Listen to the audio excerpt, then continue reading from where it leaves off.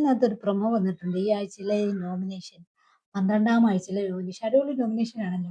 Open നോമിനേഷനിലാണ്. എന്ന് വെച്ചാൽ വീട്ടുകാരെല്ലാവരും എന്ത് ജോലിയിലാണോ ഏർപ്പെട്ടുകൊണ്ടിരിക്കുന്നത് ആ സ്ഥലത്ത് തന്നെ വെച്ച് നമ്മുടെ ബിഗ് ബോസ് ചോദിക്കുന്നു. ആരെയാണ് രണ്ടുപേരെയും നോമിനേഷൻ ചെയ്യുന്നതെന്ന് ചോദിക്കുന്നു. അവർക്കുള്ള മറുപടി അന്നേരം തന്നെ കൊടുക്കണം. എന്തായാലും കൊള്ളാതെ അടിപൊളിയായിട്ടുണ്ട്.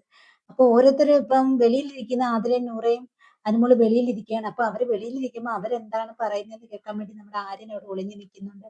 അകത്ത് നിൽക്കുന്ന ഷാനവാസിനോടും നിവിനോടൊക്കെ ചോദിക്കുമ്പോൾ അത് കേൾക്കാനായിട്ട് അനുമോള് ചെന്ന് പാത്ത് നിൽക്കുന്നുണ്ട്. അതുപോലെ തന്നെ മറ്റേ നമ്മുടെ ആദില് പോയി ചെന്ന് പാത്ത് നിൽക്കുന്നുണ്ട്. ഇവിടെ ആ നൂറ് പറയുന്നുണ്ട് ബിഗ് ബോസ് ഞാൻ പിന്നെ ഉടനെ തന്നെ പറയണോ വേറെ മാറി നിന്ന് പറഞ്ഞാൽ പോരെ എന്ന് ചോദിക്കുന്നുണ്ട്. അതേണക്ക് തന്നെ നമ്മുടെ സാവമാൻ ചോദിക്കുന്നു ഞാൻ നടന്നുകൊണ്ട് പറഞ്ഞാൽ പോരെ എന്ന് ചോദിക്കുന്നു. അപ്പം നമ്മുടെ അനുമോള് പറയുന്നു അല്ല പോരാ എവിടെങ്കിലും ഇരുന്ന് പറയണം. അപ്പം മാത്രമേ ക്ലോസ് ഷോട്ട് കിട്ടത്തുള്ളൂ എന്ന് പറയുന്നു. അപ്പം നമ്മുടെ ബിഗ് ബോസ് അനുമോളോട് ചോദിക്കുന്നു ക്ലോസ് ഷോട്ടിനെ കുറിച്ചൊക്കെ നല്ല ധാരണയാണല്ലേ അനുമോളെ എന്നൊക്കെ ചോദിക്കുന്നുണ്ട്.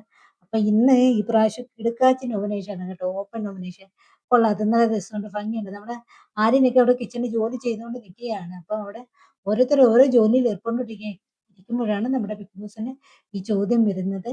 അങ്ങനെ ഓപ്പൺ നോമിനേഷനാണ് ഈ പ്രാവശ്യം നടക്കാൻ പോകുന്നത്. ആരെയൊക്കെ നോമിനേറ്റ് ചെയ്യുന്നത് നമുക്ക് ഇവിടെ കാണാം.